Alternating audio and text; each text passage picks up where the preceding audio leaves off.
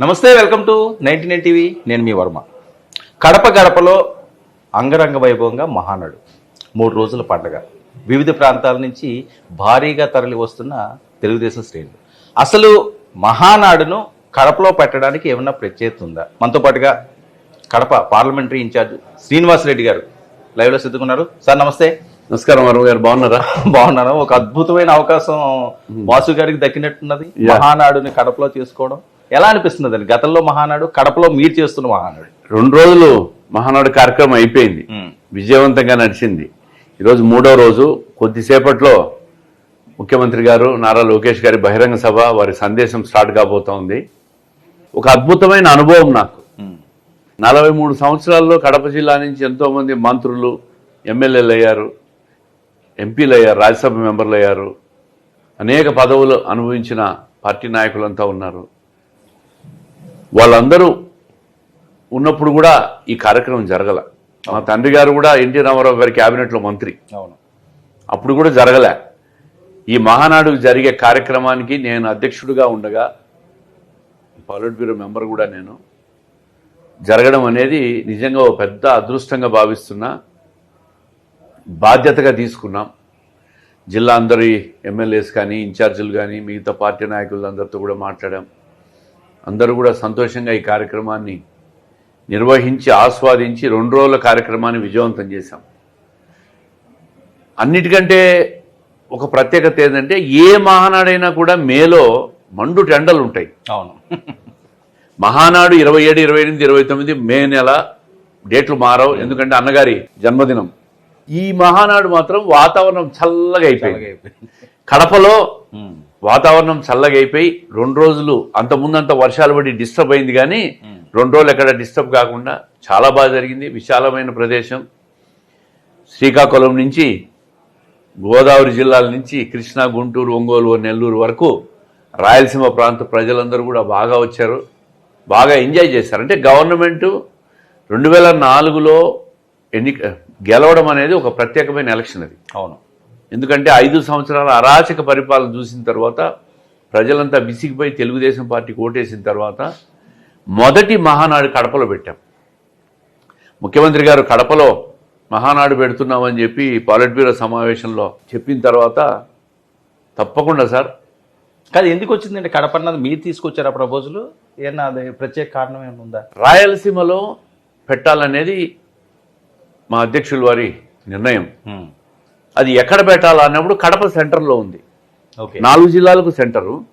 కడప ప్రజలు 25 సంవత్సరాల తర్వాత 10 సీట్లలో 7 సీట్లు గెలిపించారు. రాయలసీమలో కూడా మీరు ఒకసారి చూస్తే 52 సీట్లలో 45 సీట్లు గెలిచాం కూటమి. అవును. సో రాయలసీమ ప్రజలు చాలా కాలం తర్వాత ఆదరించారు, గౌరవించారు, ఓట్లేశారు. వాళ్ళకు ఒక నమ్మకం కలిగించాలా, ఆ ప్రాంతానికి మనం చేసిన విషయాలు చెప్పాలా, భవిష్యత్తులో చేయబోయే విషయాలు చెప్పాలా, రాయలసీమను గౌరవించాలా, కడపను గౌరవించాలనే ఉద్దేశంతోనే ముఖ్యమంత్రి గారు, అదేవిధంగా నారా లోకేష్ గారు కూడా ఆలోచన చేసి కడపలో పెట్టారు. జగన్మోహన్ రెడ్డి గారు అడ్డా అట కడప, నిజమా? నేను ఇప్పటికి ఒక వారం రోజుల నుంచి చూస్తున్నానండి. ఏ మీడియా వాళ్ళు వచ్చినా, మీ ఎలక్ట్రానిక్ మీడియా కానీ ఎవరైనా జగన్ అడ్డా అంటారు. అడ్డా అని వాళ్ళు అంటారు. వాళ్ళు అనే దానికంటే మీరు సోదరులు మీడియా వాళ్ళు ఎక్కువ అంటున్నారు. నేను ఒకటే చెప్తున్నా, ఇది ప్రజల అడ్డా. కడప అనేది కాదు, ఎక్కడైనా కూడా ప్రజల అడ్డా. ప్రజలు జగన్మోహన్ రెడ్డి గారిని సొంత జిల్లాలో 5 సంవత్సరాలు ముఖ్యమంత్రిగా చూసిన తర్వాత తెలుగుదేశం పార్టీ కూటమికి 7 సీట్లు గెలిపించారంటే ఎవరడ్డానో మీరే చెప్పాలి. ఇది ప్రజలు అడ్డా. ప్రజలు తీర్పు ఇచ్చారు. చంద్రబాబు నాయుడు గారి మీద నమ్మకంతో ఇక్కడ లోకల్గా ఉన్న నాయకులు మా అందరికీ చూసి ఓట్లేసి, కష్టపడిన తీరును చూసి ఓట్లేసి గెలిపించారు. కాబట్టి ఇది ఒకరు అడ్డా కాదు, ప్రజల అడ్డా. అంటే పార్లమెంట్ సీటు వైఎస్ఆర్సీపీ గెలుచుకుంది కదా, పార్లమెంట్ సీట్ గెలిచింది. అందుకని అంటున్నారంటారా వాళ్ళు అనుకుంటా ఉంటారు. మరి వాళ్ళు అనుకున్న తర్వాత వాళ్ళు ఎందుకు సీట్లు గెలిచలేకపోయారో వాళ్ళే చెప్పాలి. సో వైఎస్ఆర్సీపీ పరిస్థితి ఏంటండి కడపలోనే కాదు, ఎక్కడా కూడా వైఎస్ఆర్సీపీ పరిస్థితి బాగుంది. కడప, పులివెందుల ఈ బెల్ట్ లో కొద్దిగా వైఎస్ఆర్సీపీ వైపు మొగ్గు చూపిస్తారు. అది రాజశేఖర్. పులివెందుల అంటే అది వాళ్ళ సొంత నియోజకవర్గం. ఐ థింక్ ఎమ్మెల్యే, ఎంపీ గెలిచారనుకోండి, అది వేరే విషయం. కడప ఏమి జిల్లాలో ఎక్కడా వాళ్ళకేం పట్టు లేదు. తెలుగుదేశం కూడా చాలా స్ట్రాంగ్గా ఉంది. రాజశేఖర రెడ్డి గారు ముఖ్యమంత్రి అయ్యే రోజు వరకు కూడా అన్ని సీట్లు కూడా మెజారిటీ ఎన్నికల్లో సీట్లు తెలుగుదేశమే గెలిచింది. కాబట్టి అట్లా ఏముండదు. TDP is also very strong here. ఒకటి ఏంటంటే కొంచెం గతంలో అభ్యర్థుల నిర్ణయాలు, కొంచెం లాస్ట్ మినిట్లో కేటాయింపులు, ఇట్లాంటివన్నీ కూడా అభ్యర్థులు కూడా ఒక సమయం ఇవ్వాలి. అది ఇవ్వకపోవడము, అప్పటికప్పుడు టికెట్లు ఇవ్వడము, వాళ్ళు పని చేసుకునేదానికి టైం లేకపోవడము, ఇట్లా రకరకాల కారణాలతో ఓడిపోయింది తప్ప క్యాడర్ బలంగా ఉంది టీడీపీ కడపలో. వైఎస్ఆర్సీపీని పూర్తి స్థాయిలో భూస్థాపితం చేయడమే శ్రీనివాసరెడ్డి గారి జయమా పార్లమెంటు నియోజకవర్గాలకు సంబంధించి? కడప జిల్లాలో మేము ఒకటే చెప్తున్నాం, వాళ్ళలాగా మేము అన్ని సీట్లు గెలుస్తాము, ఇన్ని గెలుస్తాం, అన్ని గెలుస్తాం, 29 గెలుస్తాం, 34 గెలుస్తాం నేను మాట్లాడలా. ప్రజలు తీర్పిచ్చారు. మంచి పనులు చేసి అభివృద్ధి చేసి చూపించి మళ్ళా ఎన్నికలకు పోతాం, ప్రజలు మాకు తీర్పు. క్యాడర్ కాపాడుకుంటున్నారా? తప్పకుండా. ఆ పరిస్థితి లేదు అని చెప్పి కొంతమంది నుంచి అంటే క్యాడర్ కూడా బాగా పెరిగిపోయారు, ఆస్పిరేషన్స్ పెరిగినాయి. అవును, ప్రతి ఇండివిజువల్ ఆస్పిరేషన్స్ పెరగడం వల్ల కొంత క్యాడర్లో అక్కడక్కడ అసహనం ఉంటుంది. అది కాలక్రమేణా అన్ని కూడా తగ్గిస్తాం, సర్దుబాటు చేస్తాం, సంతృప్తి పరుస్తాం. కాంట్రాక్టులన్నీ వైఎస్ఆర్సీపీ కార్యకర్తలకో లేకపోతే నాయకులకో వెళ్తున్నాయంటే నిజమా? కూటమి ప్రభుత్వం నుంచి జిల్లాలోనా రాష్ట్రంలోనా మీరు అడిగారు? జిల్లాలోని రాష్ట్రం లేదు లేదు లేదు, జిల్లాలో అయితే ఆ పరిస్థితి లేదు. రాష్ట్రంలో ఎక్కడన్నా ఉన్నాయేమో నాకు తెలియదు, కానీ జిల్లాలో అయితే ఆ పరిస్థితి లేదు. పక్కా తెలుగుదేశం వాళ్ళకే అన్ని కూడా చేయదలుచుకునేటన్ని కూడా వాళ్ళకే చేస్తున్నాం. మరి ఎందుకు అసంతృప్తి వచ్చింది కడపలో అని చెప్పి 2-3 రోజులు పెట్టి వినిపిస్తున్నది? చాలా మందిలో అసంతృప్తి ఉంది. ఎక్కడా లేదు అటువంటి అసంతృప్తి. చాలా కసిగా ఉన్నారు. రాత్రి 1 గంట వరకు కూడా మా క్యాడర్ అయితే ఇక్కడే పని చేసుకుంటున్నారు రేపు మీటింగ్ అని. నేను ఇంత కసి ఎప్పుడు చూడలే. ఎన్నికలైన సంవత్సరం తర్వాత కూడా ఇంత కసి ఉందనేది నేను నిన్న ఉదయం నుంచి చూస్తున్నా. చాలా కసిగా ఉన్నారు. అంటే నేను ఆయన టాకింగ్ అబౌట్ కడప నియోజకవర్గం, జిల్లాలో కూడా ఆ పరిస్థితి బాగుంది. సార్ ఏంటి అసలు కడప మొత్తం అంతా పసుపుమయం చేశారు. ఎక్కడ చూసినా మీరు మాధవిరెడ్డి గారే కనిపిస్తున్నారు. అసలు ఇంకా వేరే వాళ్ళు ఎవరో కూడా కనిపించట్లేదు. ఏదో మీ సామ్రాజ్యంలాగా అయిపోయిందా కడప? అట్లా ఏం కాదు. కడపలో మీటింగ్ జరుగుతూ ఉంది కాబట్టి, కడప ఎమ్మెల్యేగా మావిడి ఉంది కాబట్టి కడప నగరాన్ని మేము పసుపుమయం చేసాం. ఎందుకంటే మీటింగ్ ఇక్కడ జరుగుతుంది. ఈ బద్వేలో, రాజంపేట, పొద్దుటూరు, పులివెందులో జరగలేదు కదా, జరిగింది ఇక్కడ. పబ్లిక్ అంతా వస్తారు, పసుపు మయాన్ని ఆస్వాదించాలి కదా. సో నగరం అంతా కూడా పసుపుమయం చేశాం. చంద్రబాబు నాయుడు గారు, లోకేష్ గారు ఈ 2 రోజులు జరిగిన ఈ ప్రక్రియని ఏ రకంగా మాట్లాడారు? పర్సనల్గా మాట్లాడారా? చాలా బాగా చేశారని కానీ ఎలాంటి అప్రిషియేషన్ మాట్లాడారు. రాత్రి కూడా ముఖ్యమంత్రి గారు ఏదో భోజనాన్ని పిలిస్తే వెళ్ళాము. చాలా హ్యాపీగా ఉన్నాడు. 2 రోజుల కార్యక్రమం బాగా జరిగిందని చాలా సంతృప్తి వ్యక్తం చేశాడు. అక్కడే లోకేష్ గారు కూడా ఉన్నారు. ఇద్దరు కూడా వాళ్ళలో అయితే సంతోషం వ్యక్తం చేయడాన్ని నేను చూశాను. ఈరోజు మాకు పెద్ద ఛాలెంజింగ్ టాస్క్, పెద్ద బహిరంగ సభ, జన సమీకరణ కూడా జరుగుతూ ఉంది. నేను మార్నింగ్ నుంచి 5 గంటల నుంచి పర్సూ చేస్తూ ఉంటే 6:30కే 10,000 మంది జనం చేరారంట. సాయంత్రం 6 గంటలకు ఉండేది మధ్యాహ్నం 2కే మార్చారు మీటింగ్. ఏదో ఫోర్కాస్ట్ బాగాలేదు, ముఖ్యమంత్రి గారు ఏదో ఢిల్లీకి ప్రయాణం కావాలని చెప్పి కొంత మార్చారు. కసిగా ఉన్నారండి జనం, బ్రహ్మాండంగా ఉంది పార్టీ. ఒకటే ఏంటంటే ప్రభుత్వం ఇంకా మనం మంచి ఏవైతే చెప్పామో ఎన్నికల్లో అవన్నీ కూడా ఒకటోటి ఫుల్ఫిల్ చేసుకుంటా పోతే భవిష్యత్తులో తిరుగుండదు. ఓకే వాసు గారు, మనం చాలా సంవత్సరాల నుంచి మాట్లాడుకుంటున్నాం, కొన్ని విషయాలు కూడా డిస్కస్ చేసాం, లైవ్లో మాట్లాడాం. ఎప్పుడు కూడా మీకు టికెట్ వస్తుంది ఖచ్చితంగా ఈసారి మీరు అసెంబ్లీకి అయితే అసెంబ్లీ లేదా పార్లమెంట్కి వెళ్తారని చెప్పి అనుకున్నాం జనరల్గా. లేదంటే పోనీ అసెంబ్లీ అన్నా ఇన్ కేసు వస్తే అప్పుడు చూద్దాం అన్నట్టుగా అన్నారు మీరు. సడన్ గా మాధవిరెడ్డి గారు ఎలా వచ్చారు? మీరు ప్రపోజ్ చేశారా లేకపోతే సారేనా? నేనే ప్రపోజ్ చేశాను. ఓకే, సార్కి ఐడియా లేదు. వాస్తవంగా పార్లమెంటుకు నేను పోటీ చేస్తున్నానని కడప సీట్లో ఎవరు లేరు, వ్యాక్యూమ్.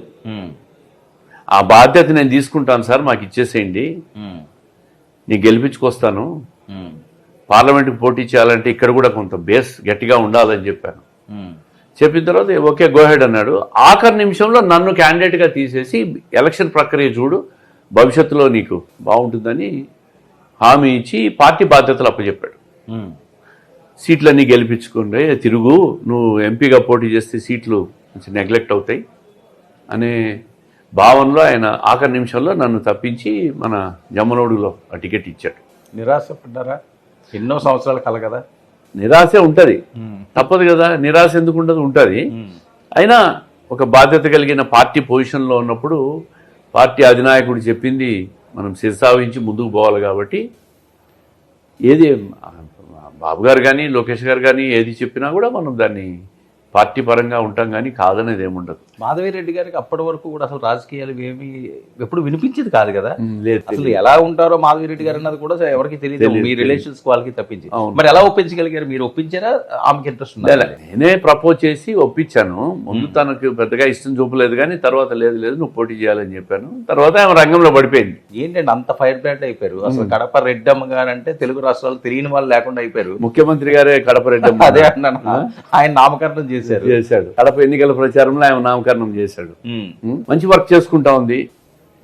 పైన ఏదన్నా గైడెన్స్ కు మేము ఉంటాం కాబట్టి పూర్తిగా అసెంబ్లీ పరంగా మంచి పట్టు సాధించుకుంటూ పోతున్నాం.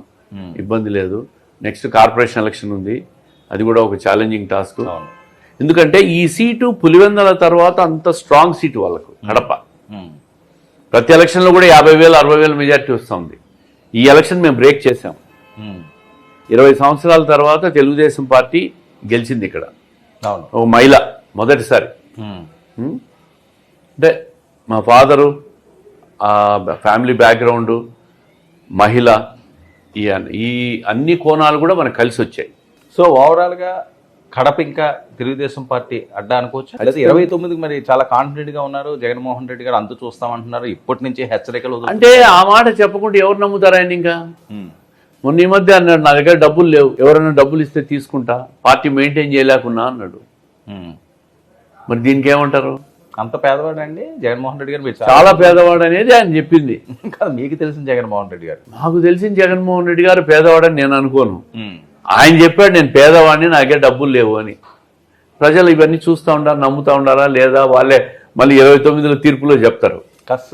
చెరుపులు ఏమైనా మొదలు పెట్టారా? అటువంటి కార్యక్రమాలు ఏముండవు. మనం పని చేసుకుంటూ పోదాం, నగరాన్ని అభివృద్ధి చేసుకుంటూ పోవాలి. కడపను జిల్లాలో ఒక మేజర్ ఏదన్నా టాస్క్స్ ఫుల్ఫిల్ చేయాలా అనే ఫీలింగ్లో ఉండడానికి కక్ష సాధింపుల మీద మాకు నమ్మకం లేదు. అంటే రాష్ట్ర వ్యాప్తంగా అదే జరుగుతుంది కదా. ఈ ఏడాదిలో పాలన అన్నది పక్కన పెట్టి, అన్నది పక్కన పెట్టి బాబు గారు కూడా నిన్న కూడా చెప్పారు, తప్పు చేసిన వాళ్ళని ఎవరిని వదిలిపెట్టేది లేదు అని. తప్పు చేసిన వాళ్ళని ఎవరు వదిలిపెట్టారు? ఎస్ఆర్సీపీలో ఉన్న వాళ్ళందరూ తప్పుడు మనుషులు, తప్పులు చేశారనే కదా చాలా మంది మాట్లాడేది. చట్టపరంగా తప్పులు చేస్తుంటే దొరుకుతారు, జైలుకు పోవాల్సింది తప్పదు. అవినాష్ రెడ్డి పరిస్థితి ఏంటండి?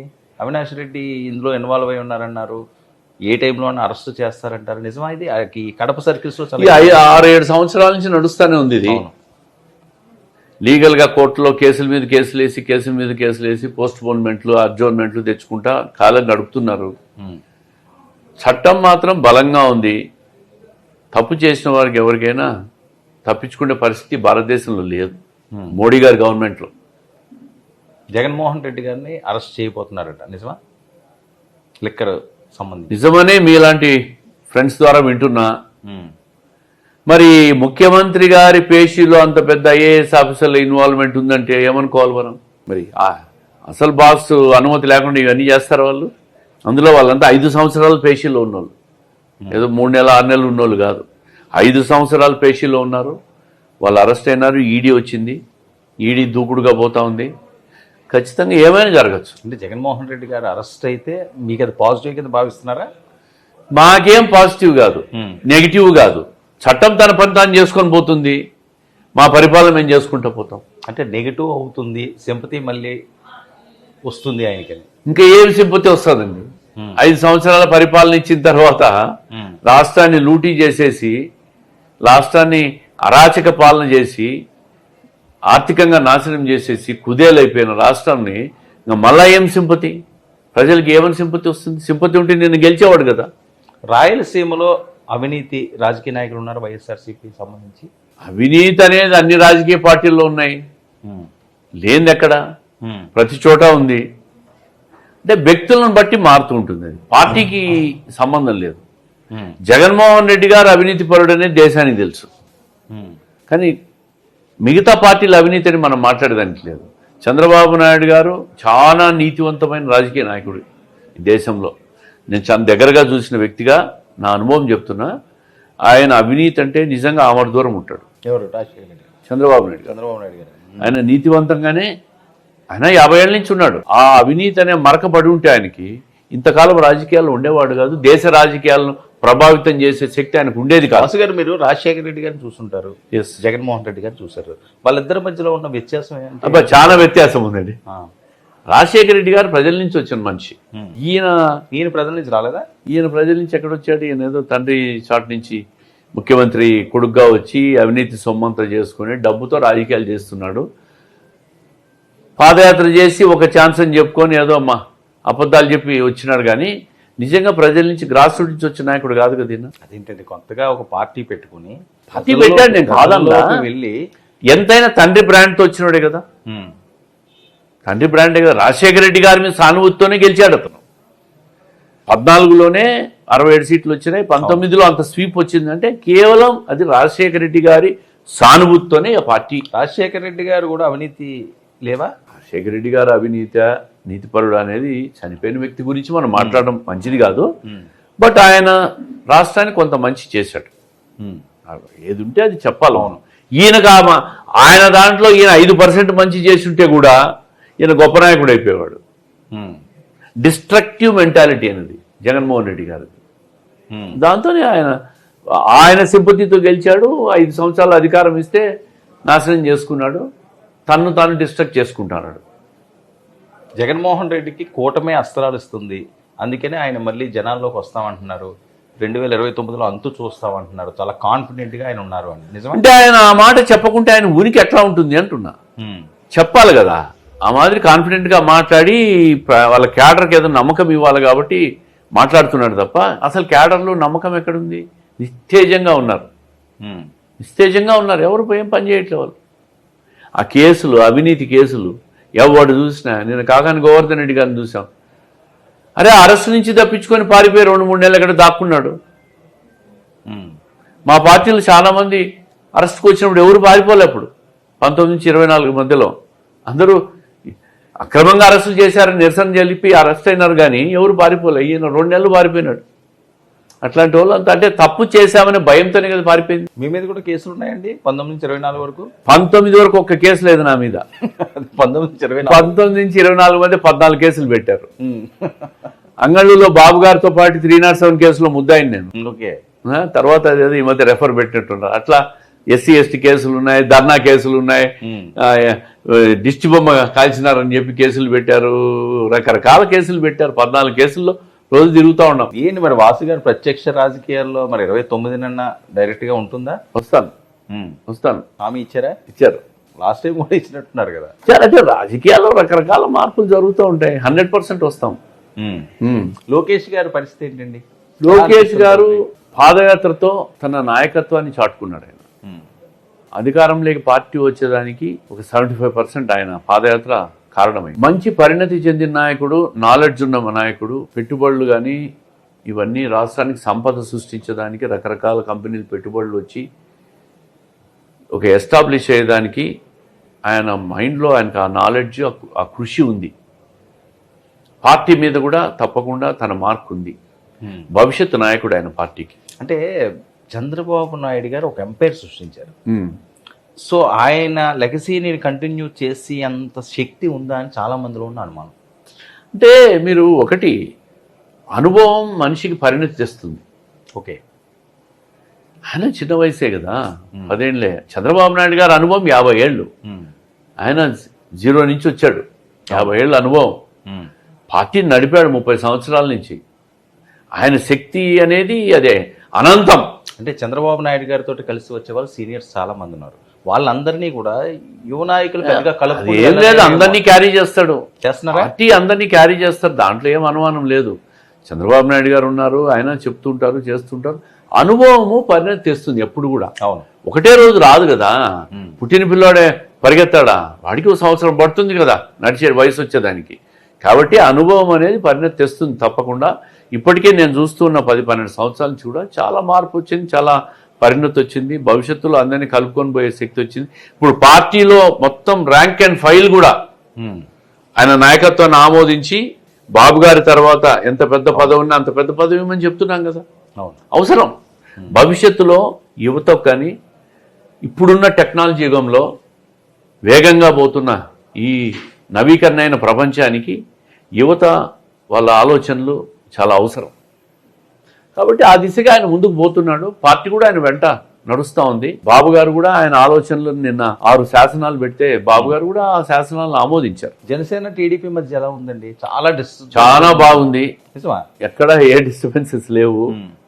చాలా బాగుంది. ముఖ్యంగా బాబు గారికి పవన్ కళ్యాణ్ గారి ప్రత్యేకంగా చూస్తే వాళ్ళిద్దరి మధ్య ఈక్వేషన్ చాలా అద్భుతంగా ఉందనిపిస్తుంది. మరి ఎందుకు పబ్లిక్ లో చాలా ఎక్కువ చిన్న చిన్న డిస్టర్బెన్సెస్ ఉంటాయి ఎప్పుడు కూడా, అంతకు తప్ప వాళ్ళిద్దరి మధ్య అద్భుతమైన బంధం ఉందని చెప్పి నేను అనుకుంటున్నాను. సో ఓవరాల్ గా కూటమికి తిరగలేదు, అంతేనా? అంతే. కడప ఇంకా వాసు గారు అడ్డా అయ్యింది. భవిష్యత్తులో మరిన్ని సీట్లు పెరగాలనే పని చేస్తాం. Thank you so much Vasu garu. ఇది Kadapa TDP parliament incharge Srinivas Reddy గారితో ఇలాంటి స్పెషల్ చిట్చాట్. మరొక అతిథితో మన చిట్చాట్లు కలుద్దాం. Stay to 99 news. Thank you.